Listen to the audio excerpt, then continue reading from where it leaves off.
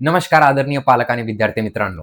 आज आपण या व्हिडिओमध्ये सविस्तरपणे हे बघणार आहोत की एमबीबीएस आणि बीडीएस साठी चॉईसेस कशा भरायच्या आहे तुम्हाला, चॉईस फिलिंग म्हणजे काय आहे आणि सखोल इन्फॉर्मेशन चॉईस फिलिंग बद्दल मी या व्हिडिओमध्ये तुम्हाला सांगणार आहे.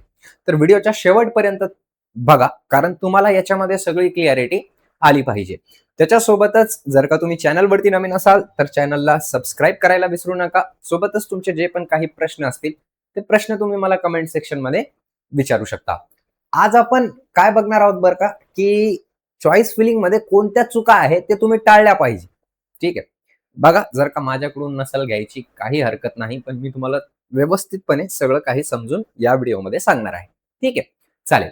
जर तुम्हाला मेडिकल सिम्प्लिफाईड वरून हवी असेल, काय हवी असेल की परफेक्ट लिस्ट हवी असेल, आपली लिस्ट परफेक्टच असते, तर तुम्ही डायरेक्टली मला 7887559633 या नंबरवरती कॉन्टॅक्ट करू शकता. ठीक आहे. तर काय असतं ना, की सगळ्यात अगोदर एक मुद्दा तुम्ही जाणून घ्या, की फर्स्ट राउंडमध्ये 93% विद्यार्थी म्हणजे 100 पैकी 93% विद्यार्थी चॉईसेसमध्ये मिस्टेक करतात. आणि कोणीच तुम्हाला सांगत नाही. YouTubeवरती मी खूप सारे व्हिडिओज बघितलेले आहेत. मला खूप सारे विद्यार्थी आणि पालक सुद्धा व्हिडिओज पाठवतात, की "हे बघा दादा, हे बरोबर आहे का? हे बरोबर आहे का सर? हे यांचं बोलणं बरोबर आहे का?" तर काही व्हिडिओ त्याच्यामध्ये बरोबर असतात, काही चुकीचे असतात. पण या व्हिडिओमध्ये 100% मी नीड इन्फॉर्मेशन ब्रोक्युअरच्या माहितीनुसार तुम्हाला सगळं काही सांगणार आहे. ठीक आहे, चालेल. तर बघा, सगळ्यात अगोदर 93% पोरं जे आहे ते मिस्टेक करतात. कशामध्ये मिस्टेक करतात? तर ते मिस्टेक करतात चॉईसेसमध्ये, फर्स्ट राउंडमध्ये. कोणीच तुम्हाला हाऊ टू चॉईसेस कसे भरायचे ते सांगत नाही. रँक चांगली जरी असली, तरी कॉलेज टॉप नॉच भेटत नाही त्या रँकनुसार. रँक जरी चांगली असेल तरी कॉलेजेस जे आहे ते कसे भेटत नाही, एकदम परफेक्ट भेटत नाही किंवा कॉलेजेस अलाउड होत नाही. आणि तुम्ही एक गोष्ट लक्षात ठेवा, तुम्ही एक चॉईसेस भरू शकतात, 100% भरू शकतात आणि सगळ्याच्या सगळे जेवढे कॉलेजेस आहेत तेवढे सुद्धा भरू शकतात. ठीक आहे, म्हणजे सगळे कॉलेज सुद्धा तुम्ही भरू शकतात. ठीक आहे. आता परत-परत हा प्रश्न विचारू नका, की किती चॉईसेस भरू शकतो आम्ही. तुम्ही सगळेच्या सगळे सुद्धा चॉईसेस भरू शकतात. एकच चॉईसेस टाकू शकतात किंवा नाही पण करू शकतात. ठीक आहे. त्यांना काहीच होत नाही. ठीक आहे, चालेल. याच्यानंतर आपली आता एक गोष्ट तुम्हाला सांगून देतो, की कॉमन मिस्टेक काय-काय आहे, ते समजून घ्या अगोदर. तर कॉलेजेसचं प्रॉपर ज्ञान नसले, नॉलेज नसणे आणि कुठं पण कसे पण कॉलेजेस टाकून देणे. सगळ्यात अगोदर ही मिस्टेक. ठीक आहे. Without proper college knowledge. ठीक आहे. प्रॉपर कॉलेज नॉलेज नाही आणि कसे पण तुम्ही लिस्ट टाकून देत आहे वरती. दुसरी गोष्ट म्हणजे due to peer pressure. Due to peer pressure याचा अर्थ काय आहे, की समजा एखादा विद्यार्थी आहे. समजा माझा एक मित्र आहे. माझ्या मित्राचं नाव सांगतो मी, यश आहे समजा एक. यशनं काय केलं? माझा मित्रच आहे. खरं माझा मित्र आहे यश. तर यशनं काय केलं, की पहिल्या नंबरवरती CSMSच ठेवला, दुसऱ्या नंबरवरती धनेश्वरी ठेवला, तिसऱ्या नंबरवरती XYZ कॉलेज ठेवलं. कोणतं पण ठेवलं. ठीक आहे. तर मी पण तशीच लिस्ट बनवेल. पहिल्या नंबरवरती धनेश्वरी, दुसऱ्या नंबरवरती CSMSच, तिसऱ्या नंबरवरती XY. ज्यानं तसं भरलं तसंच मी भरणार. ठीक आहे. हे पण एक चुकीची पद्धत आहे. पीर प्रेशरमध्ये कॉलेज सिलेक्ट करू नका. Random selection. रँडम सिलेक्शन म्हणजे कुठच्या कुठं कॉलेज लावून देणे आणि भरून देणे. रँडम सिलेक्शन सुद्धा करू नका. ठीक आहे. Common list. आता खूप साऱ्या ग्रुपावरती काय पडणार आहे? कॉमन लिस्ट पडणार आहे. ठीक आहे. खूप साऱ्या ग्रुपवरती पडत असतं कॉमन लिस्ट. ते कॉमन लिस्ट जशी दिसली तशीच टाकून देणे. ठीक आहे. ही सगळ्यात मोठी चूक. सगळ्यात मोठी चूक. ठीक आहे. आणि रॉंग गायडन्स. कुठं ना कुठं गायडन्स सुद्धा रॉंग असू शकतं कोणाचं. त्या कारणामुळे सुद्धा काय असू शकतं, की तुम्ही लिस्ट त्या रॉंग गायडन्सनुसार भरू शकता. ठीक आहे. चालेल. त्याच्यानंतर सगळ्यात मोठी चूक मला मागच्या 3 वर्षामध्ये दिसून आलेली आहे, की विद्यार्थी आणि पालक फ्रॉडमध्ये फसून जातात आणि कट ऑफ नुसार काय करतात, लिस्ट बनवतात.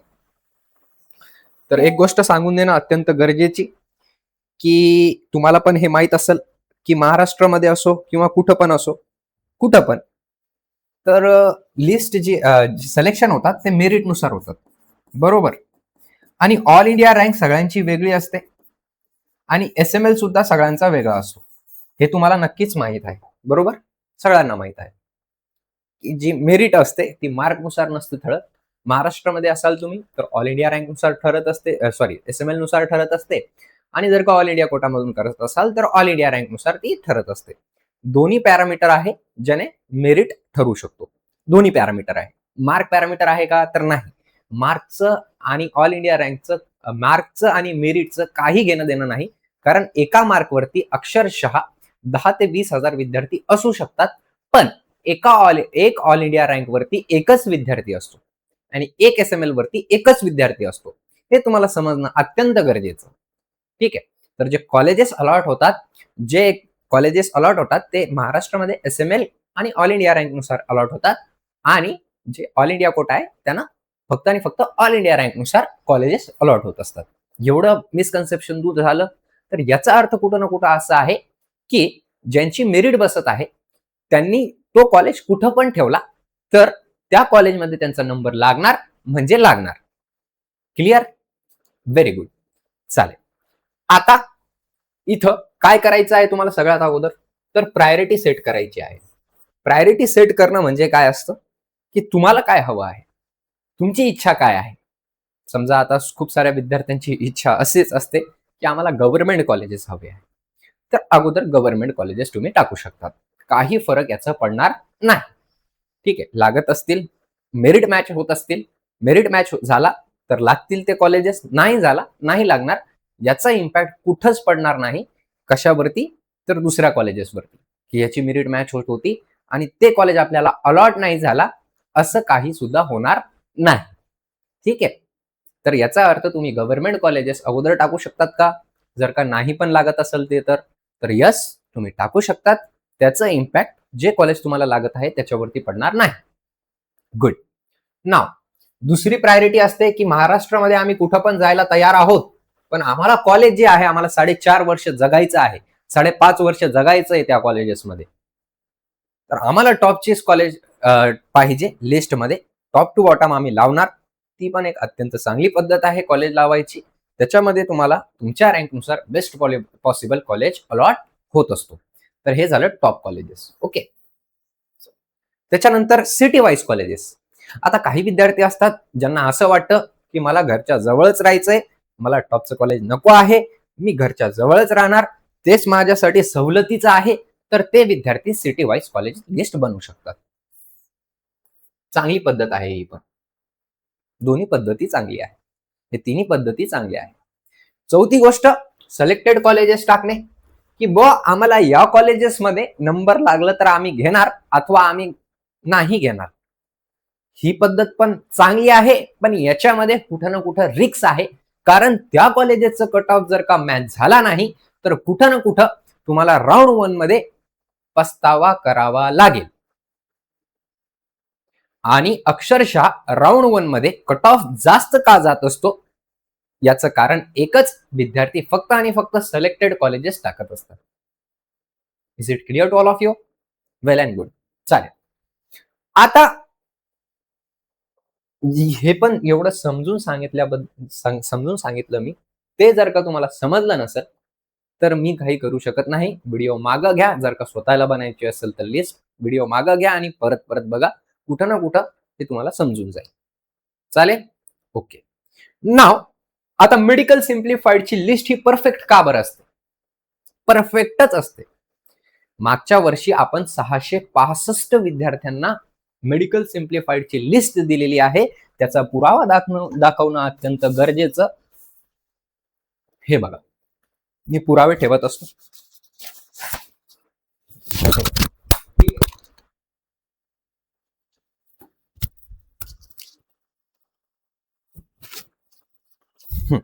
याच्यामध्ये जे आहे ते सगळ्या लिस्ट आहे मागच्या वर्षीच्या. ते 765 विद्यार्थ्यांची एक लिस्ट मी मोजून ठेवलेली आहे.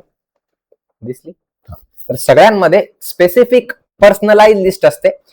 ही अशी पर्सनलाइज लिस्ट असते. तो सॅम्पल मी वरती सुद्धा लावलेला आहे पीपीटी मध्ये. हे बघा. ठीक आहे. चालेल. ओके. ठीक आहे. तर ती लिस्ट जी आता मी दाखवली, जे 765 विद्यार्थ्यांना आपण मागच्या वर्षी दिलेली आहे, ते वाटल्यास तुम्ही म्हाडा कॉलनी भोकरदन इथं येऊन चेक सुद्धा करू शकतात. काही हरकत नाही. तर मेडिकल सिम्प्लिफाईड असं वरती लिहिलेलं असतं. तुमचं नाव असतं, तुमची कॅटेगरी असते, तुमची ऑल इंडिया रँक असते, तुमचा कॉन्टॅक्ट नंबर असतो आणि तुमची स्पेसिफिक जी पण कॅटेगरी असेल, जे पण ऑल इंडिया रँक असेल, जी पण SML असेल, त्याच्यानुसार तुम्हाला तिथं नोट दिलेला असतो की तुम्ही कॅटेगरी रिझर्व्ह केली पाहिजे, चॉईसेस कशा भरल्या पाहिजे, न्यू कॉलेजेस जर का आलेच तर ते कुठे टाकले पाहिजे त्याच्यामध्ये हे सविस्तरपणे लिहिलेलं असतं रिटर्न फॉर्मॅटमध्ये तुमच्या पर्सनलाइज लिस्टनं. पर्सनलाइज लिस्ट म्हणजे वैयक्तिक लिस्ट. काय लिस्ट? कोणती लिस्ट? वैयक्तिक लिस्ट. आता एक गोष्ट इथं सांगणे अत्यंत गरजेची, जर का तुम्ही अगोदर काउन्सिलिंग लावली असेल कोणाकडं, तर त्यांना नक्की सांगा की आम्हाला पर्सनलाइज लिस्ट हवी आहे, आम्हाला द्या. नाहीतर कुठं ना कुठं 100% तुमच्यासोबत फ्रॉड झालेला आहे, जर का तुम्हाला पर्सनलाइज लिस्टच भेटत नाहीये तर. कारण 99% जी काउन्सिलिंग असते, 99% काउन्सिलिंग ही चॉईस फिलिंग वरती डिपेंड असते. बाकीचं सगळं काय आहे, प्रोसेस आहे, ती प्रोसेस 1% आहे फक्त. ठीक आहे? चालेल. तर पर्सनलाइज लिस्ट मागायला विसरू नका. कुठं ना कुठं तुमचा पण फायदा होईल आणि तुमचे पण जे पैसे दिलेले आहे तुम्ही, ते पण कुठं ना कुठं वर्थ इट होईल. चालेल. आता इथं तुम्हाला समजलं असं असतं. आता विद्यार्थ्यांचं ही प्रायोरिटी सेट केली जाते. मी स्वतः सेट करत असतो ती प्रायोरिटी. कशी सेट करत असतो, की दादा तुला काय हवं आहे? तुझ्या पॅरेंट्सला बोलतो किंवा विद्यार्थ्याला बोलतो. तुला काय हवंय? कसं हवं आहे? ठीक आहे. ह्या सगळ्या गोष्टी विचारल्या जातात. त्यानुसार इथं जे कॉलम्स दिसत आहे, त्या कॉलममध्ये ती इन्फॉर्मेशन भरली जाते लगेच. त्याचं नाव वगैरे लिहिलेलं असतं तिथंच ती भरली जाते. ठीक आहे. भरल्यानंतर तिथं कॉलेजेसचे कोड दिले जातात. 1101 जे पण असेल ते. एमबीबीएस साठी 1101, 1102 आहे. बीडीएस साठी 2101, 2102, 2103 आहे. आता कॉलेजेसचे कोड काय आहे बरं का? तर बघा जेव्हा पण तुम्ही चॉईस फिलिंग करतात तेव्हा तुम्हाला कॉलेजेसचे कोड वरती टाकावे लागतात. आणि ते कोड जसेच टाकले तुम्ही त्याचं नाव सुद्धा येतं कॉलेजचं समोर मग, की हा हे कोडचं हे कॉलेजेस आहे. बघा इथं मी सॅम्पल दाखवतो तुम्हाला. हे बघा. आता इथं आहे GMC Mumbai, Tilak medical college Mumbai. तर या कॉलेजचं कोड काय आहे? 1102. ठीक आहे. असं या कॉलेजचं कोड आहे. गुड. तर असे कोड तुम्हाला इथं टाकण्यात येत असतात. तुमची प्रायोरिटी वगैरे सगळं सेट केलं, हे सेट केलं, तेव्हा कुठेतरी जाऊन ते इथं टाकण्यात येत असतं कोडमध्ये. तिथं नंबर दिलेले असतात, की पहिला प्रेफरन्स याला दिलेला आहे आपण 1102 ला, दुसरा प्रेफरन्स 1102 ला, 1103 ला, 1104 ला, तिसरा प्रेफरन्स कशाला, हे असं दिल्या जातं. त्याच्यानंतर कॉमन लिस्ट नसते बरं का. कॉमन लिस्ट नसते. परत परत सांगत आहे, कॉमन लिस्ट कोणाचीच नसते आपल्याकडे. ठीक आहे. त्याच्यानंतर अंडरस्टँड केली जाते तुमची प्रायोरिटी ॲज आय सेड तुम्हाला बोलल्या जातं सगळं. त्याच्यासोबतच आता या समजा तुम्ही एक राउंडची घेतली. ठीक आहे. समजा घेतली बुवा एखाद्या विद्यार्थ्याने, त्याला काय-काय भेटणार आहे. ठीक आहे. तर त्यांना WhatsAppवरती मेसेज केला मला, की आम्हाला लिस्ट पाहिजे, एमबीबीएस लिस्ट किंवा बीएएमएस लिस्ट किंवा बीएचएमएस लिस्ट किंवा बीडीएस लिस्ट. तर त्याचे मार्क अगोदर विचारल्या जातात. त्याला समजून सांगितलं जातं, की हे कोर्स तुम्हाला लागत आहे की नाही लागत आहे. जर का नाही जरी लागत आहे, तरी सुद्धा आपण प्रयत्न करू. कसं प्रयत्न करू? की लिस्ट चांगली टाकू. ठीक आहे. पण मी अगोदर बोलून घेतो तुमच्याशी लागत आहे की नाही लागत आहे. ठीक आहे. मी खोटं बोलत नाही. कोणालाच नाही. आतापर्यंत बोललेलो सुद्धा नाही. चालेल? हं. म्हणून मला इथं येऊन बोलायचं आहे ना, म्हणजे YouTubeवरती येऊन बोलायची माझ्यामध्ये हिंमत आहेच. कारण मी आतापर्यंत कोणासोबतच खोटं बोललेलो नाही. म्हणून मी आज हे व्हिडिओ शूट करत आहे. चालेल. ओके. तर आता इथं कसं असतं ना, तर सगळ्यात अगोदरची गोष्ट असते भाऊ, की तुम्हाला काय भेटणार? तुम्ही 1,500 दिले राउंड 1 साठी तर. आता पर्टिक्युलर कोर्ससाठी असतं हे 1,500, एमबीबीएस साठी 1,500 आहे, बीएडीएस साठी 1,500, बीएचएमएस साठी 1,500, एक राउंडसाठी. सगळ्या राउंडसाठी 3,500. ते खाली नंबर स्क्रोल होत आहे तुमच्यासमोर. तुम्हाला काय-काय भेटतं आता त्याबद्दल आपण इन्फॉर्मेशन बघून घेऊया. ₹1,500 मध्ये आम्हाला काय-काय भेटणार? तर ₹1,500 मध्ये सगळ्यात अगोदर तुम्हाला भेटणार, जशीच पेमेंट झाली तसंच. तर पेमेंट झाल्यानंतर तुम्हाला भेटणार cut off all India rank wise 2025 चा, category wise and college wise.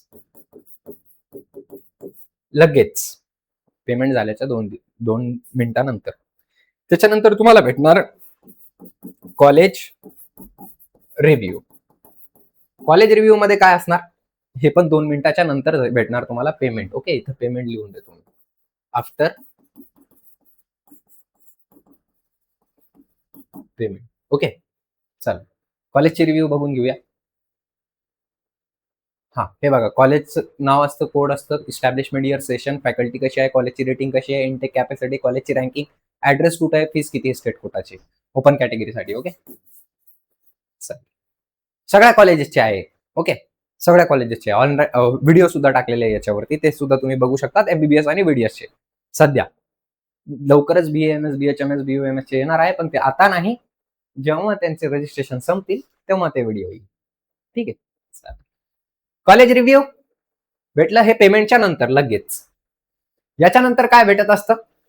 तिसरी गोष्ट म्हणजे एक 2 ते 3 दिवसानंतर तुम्हाला लगेच कॉलेजची फीस त्यांच्या वेबसाईटवर जी दिलेली आहे ती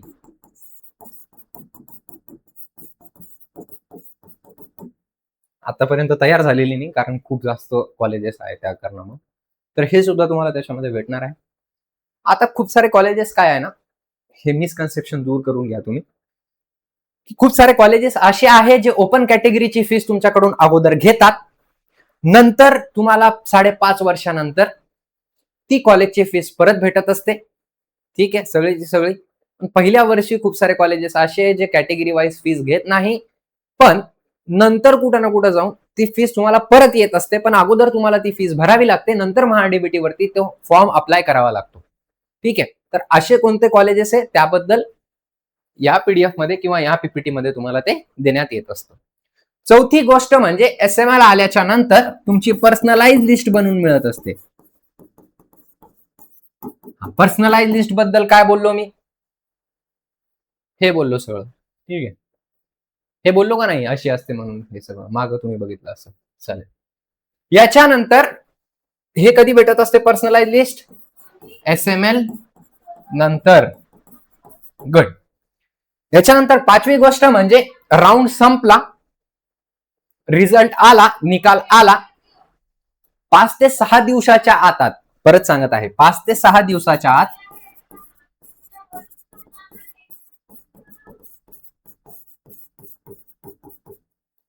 category wise and college wise cut off भेटत असतो.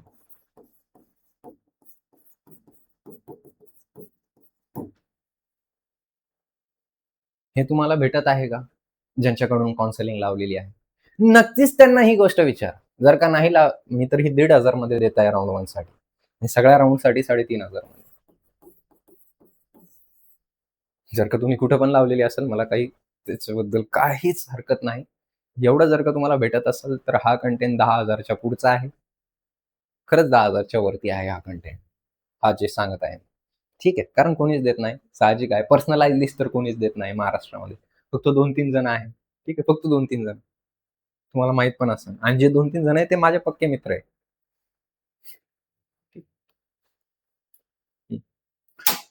सो आय होप तुम्हाला ही सगळी इन्फॉर्मेशन कळाली असेल. इथं तुम्हाला मी कॉलेजेस कसे टाकायचे ते सुद्धा सांगितलेले आहे, बरोबर. आता इथून पुढून चूक करू नका काहीतरी, जेणेकरून ऍडमिशन रद्द, म्हणजे जे कॉलेजेस आहेत ते तुम्हाला तुमच्या रँकनुसार बेस्ट पॉसिबल भेटले पाहिजे. आणि मी परत परत म्हणत असतो की शेवटी की thank you so much, have a great day. I hope तुमच्या रँकनुसार तुम्हाला बेस्ट पॉसिबल कॉलेज अलॉट व्हावा. ते कसं करायचं या व्हिडिओमध्ये संपूर्ण मी समजून सांगितलेलं आहे तुम्हाला. ठीक आहे. सो जय हिंद, जय महाराष्ट्र. आणि 7887559633 या नंबरवरती तुम्ही मला व्हॉट्सअपवरती मेसेज करू शकता, जर का तुम्हाला लिस्ट हवी आहे तर. थँक्यू.